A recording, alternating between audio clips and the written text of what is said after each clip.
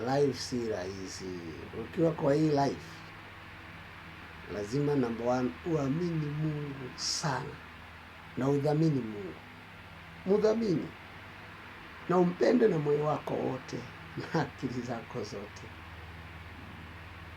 na umuamini tu, kwa sababu kuna wakati mtu huwa anapitia hali ngumu, na yule anaweza akamwelewa ni Baba wa mbinguni peke yake. Kwanza ukiwa na ukosefu, umasikini naonekana ndani yako, hata wazazi wanaweza wakakudharaulisha, hata kwa chachu unaweza ukadharauliwa. Even if wewe ni wa dhamana, wewe ni mwaminifu, nakwambia unaweza ukabebwa vibaya. Kwa hivyo amini Mungu na uendelee kuamini Mungu. Number 2, chochote unachokifanya kwa hii life, fanya kana kwamba unafanyia Mungu huyo peke yake.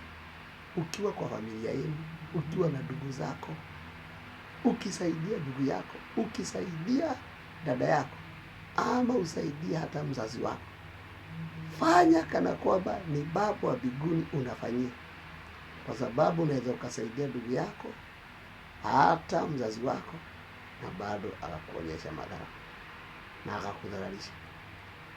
Na pia ukiwa kwa church, anything unafanya kwa church, hata kutoa, you don't give, hautoleagi mtu. By the way, unatoleaga Mungu, either ni offering, either ni tithe, anything you are doing in the house of the Lord, nakwambia for free. Ifanye kwa sababu unapenda Mungu, ifanye kwa sababu unaheshimu Mungu, ifanye kwa sababu unapenda Mungu na moyo wako wote. Lakini ukifanya kwa kitu kingine, nakwambia unaweza jichukia. Kazi huwa inaisha ukiwa chache, na unaweza onyesha madharau. Number 2, pia mambo huwa inabadilika vile unafikiri nakosa kwenda hivyo. Sasa kama ulikuwa unaamini wapendwa, wanaweza wakakuachilia. Only God, Mungu peke yake hawezi kukuachilia. Number 3, dhamini uhusiano wako na Mungu, uweke number 1, udhamini.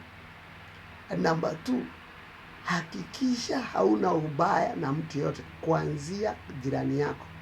Usionyeshe jirani yako madharau. Na ukiwa kwa church, hakikisha ukiwa kwa church una uhusiano mzuri na watu.